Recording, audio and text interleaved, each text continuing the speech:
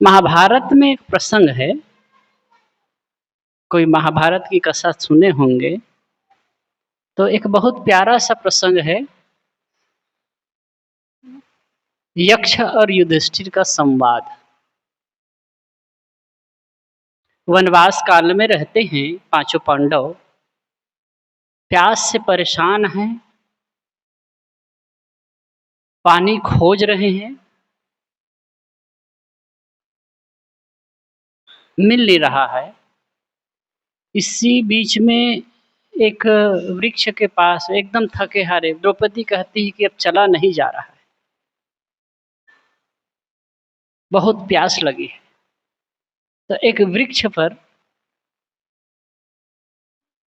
नकुल को, या सहदेव सबसे छोटा है ना, सहदेव, उनको चढ़ाया गया। बताया कि देखो तो कहीं आसपास में पानी दिखता है क्या। तो वहाँ सहदेव चढ़े, फिर देखते हैं कि दूर एक सरोवर दिख रहा है। सहदेव उतरते हैं, फिर बताते हैं। फिर एक भाई को सहदेव या नकुल, मेरे को इसमें थोड़ा कन्फ्यूजन होता है, तो सहदेव है या नकुल है, किसी को भेजा जाता है, पहले जाओ पानी लाओ, और बांध रखने के जो तुरीर होता है उसको भेजते हैं। जो बांध रखने का रहता है ना, तो वो चमड़े का रहता है, तो कि उसमें पानी भर के लाना। तो वो पहले जाता है और उसको तुरीर को रख करके अब पानी पीना लगता है। तो आवाज आती है कि सावधान, अगर पानी पीना है तो मेरे प्रश्नों का उत्तर दे। अब प्यासा आदमी कहाँ तक ध्यान दे, वो पानी पीने लगता है, वो सुनता ही नहीं, पानी पीता है, मूर्छित हो जाता है। ऐसे एक एक करके सब भाई आते हैं, नकुल, भीम, अर्जुन, भीम, सब लोग वैसे बेहोश हो जाते हैं। अंततः युधिष्ठिर देखते हैं कि क्या हो गया भाई, भाई लोग क्यों नहीं आ रहे हैं। वो सब जाते हैं और कोई नहीं आ पा रहे हैं, क्या बात है। वो भी आते हैं और आकर देखते हैं तो सभी भाई मूर्छित पड़े हैं, लेकिन वो भी प्यासे थे।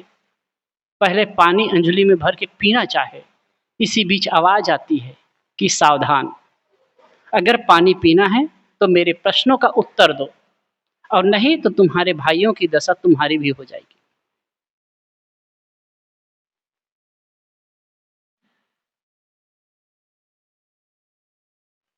यक्ष प्रश्न के रूप में वो बहुत ही प्रसिद्ध है, मार्मिक प्रसंग है पूरा। फिर यक्ष एक एक करके प्रश्न पूछते हैं।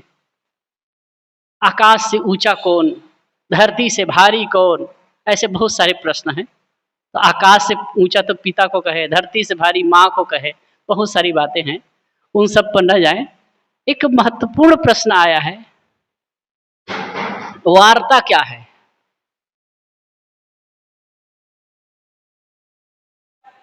और आश्चर्य क्या है, ये दो चीज। बहुत सारे प्रश्न पूछते हैं उसी बीच में। तो फिर युधिष्ठिर बड़े इत्मीनान से जवाब देते हैं। जब पानी पीने लगे तो यक्ष ने कहा कि सावधान, मेरे पानी पीना है तो मेरे प्रश्न को उत्तर दो, प्रश्नों का उत्तर दे दो। युधिष्ठिर रुक गए और कहे, कौन है आप, जो पूछना चाहे पूछे। युधिष्ठिर, यक्ष प्रश्न पूछते हैं और युधिष्ठिर उत्तर देते हैं। तो उसमें वार्ता क्या है, वार्ता मतलब व्यवसाय। व्यवसाय क्या है, क्या है संसार का व्यवसाय। तो आध्यात्मिक ढंग से उत्तर देते हैं। अस्मिन महामोमय कड़ा है, सूर्याग्निरा रात्रि दिवंधनेन मारसत्तु दर्वी परिघट्टनेन भूतानि कालः पचतीति वार्ता।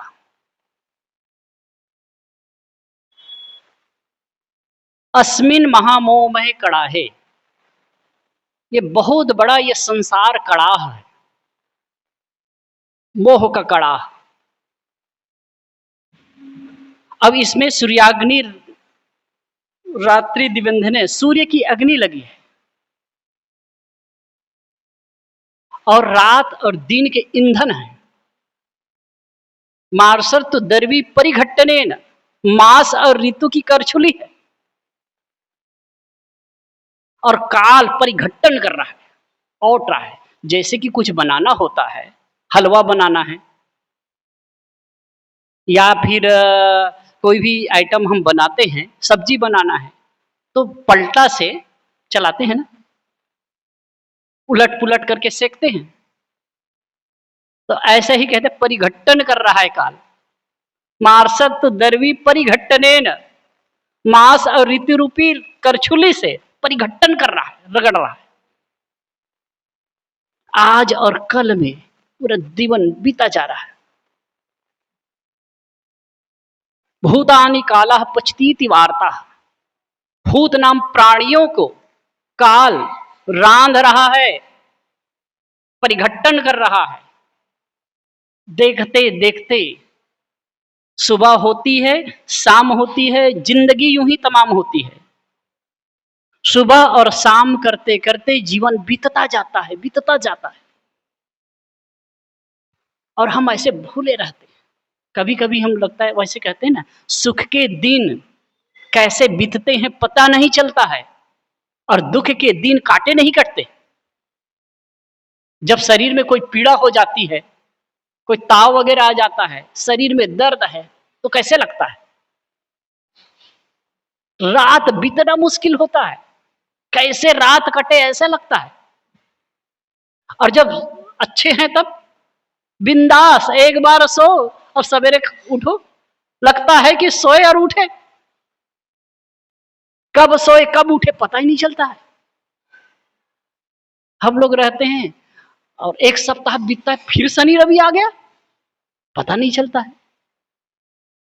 तो सुख के दिन काटे नहीं कटते हैं, नहीं, सुख के दिन तो बीत जाते हैं जल्दी से, लेकिन दुख के दिन काटे नहीं कटते। लेकिन ये समझना है, चाहे सुख के दिन हो चाहे दुख के दिन हो, जीवन बीत रहा है एकदम छड़ छड़ धू धू करके। गुरुदेव जी कहते थे, धू धू करके हमारे नजरों के सामने हमारा जीवन बीत रहा है।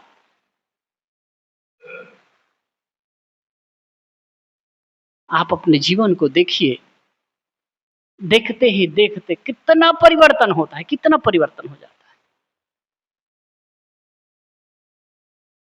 बच्चा बूढ़ा, बच्चा जवान हो जाता है, जवान बूढ़ा हो जाता है, बूढ़ा जमींदोज हो जाता है, मर जाता है।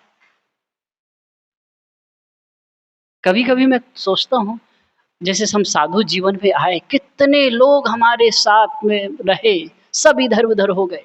बूढ़े लोग रहे, अच्छे स्वस्थ थे, बढ़िया थे, कोई नहीं है। बूढ़े लोग सब, बहुत लोग, अधिकतम लोग मर गए। और जो एकदम यंग थे, चमकते थे, सब खिड़बिड़े हो रहे हैं। सब कुछ तो बदल रहा है, लेकिन हम लोगों का इतना व्यामोह होता है, प्राणियों का इतना व्यामोह होता है कि सब कुछ ऐसा ही रहेगा। फिर वही चीजों में, प्राणी और पदार्थों में मोह ममता में पड़ करके उलझते जाते। कितना सुंदर कहा है, देखिए, अस्मिन महामोह महे कड़ाहे सूर्याग्निरा रात्रि दिवंदनेन। सूर्य की अग्नि लगी है, रात्रि और दिवस का ईंधन है। मार्सत दरवी परिघट्टनेन, मास और ऋतु, माह और ऋतु की करछुली है। मतलब सुबह शाम, रात दिन, पखवाड़ा और महीना करके हमारा जीवन बीतता जा रहा है, बीतता जा रहा है।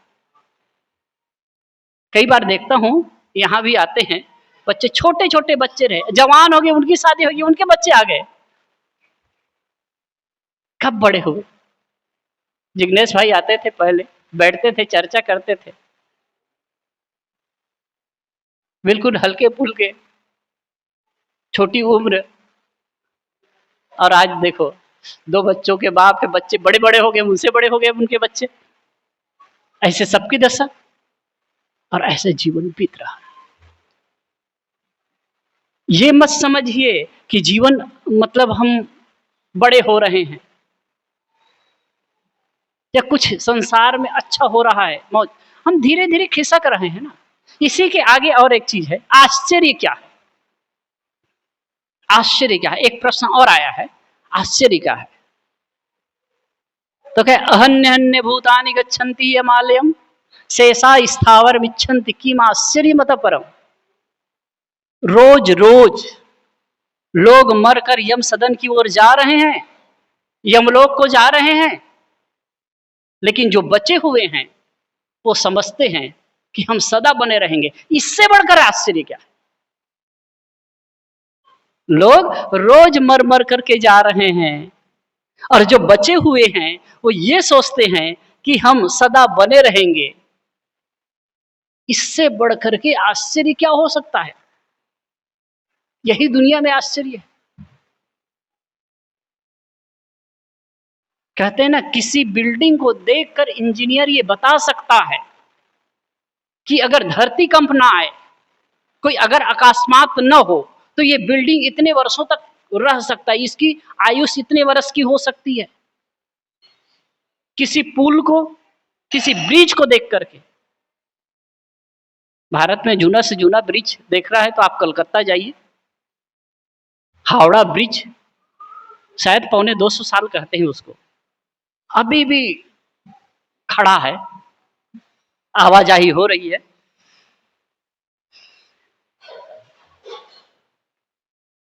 आज भी आवाजाही हो रही है। और उसके बाद, बहुत बाद में, शायद मेरे ख्याल से 30 वर्ष भी नहीं हुआ है, दूसरी जगह और एक पुल बनाया है, तो वो उससे पुराना लगता है। पहले के लोग कितना मजबूती से बनाते, लेकिन ये सब को देख करके बता सकता है एक इंजीनियर कि ये इतने दिन चलेगा। किसी के शरीर को देखकर, किसी को देखकर, किसी मनुष्य को देखकर ये नहीं कहा जा सकता कि इसका जीवन इतना दिन रहेगा। फिर भी जीने की तमन्ना छूटती नहीं। कितना आश्चर्य है।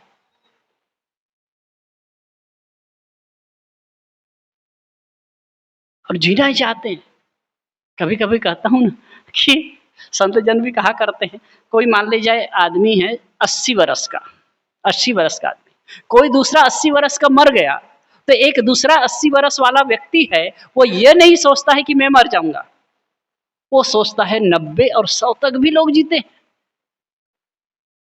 एक 50 वर्ष वाला आदमी मर जाए, तो जैसे हमारे उम्र 50 वर्ष 51 वर्ष हो गई है, तो हम नहीं सोचेंगे कि भाई मेरी भी मृत्यु हो सकती है कभी भी, हमें आस लगी है थोड़ा और आगे जिएंगे। अब कब क्या हो जाएगा कि कोई जानता है। कहते हैं यही तो आश्चर्य है।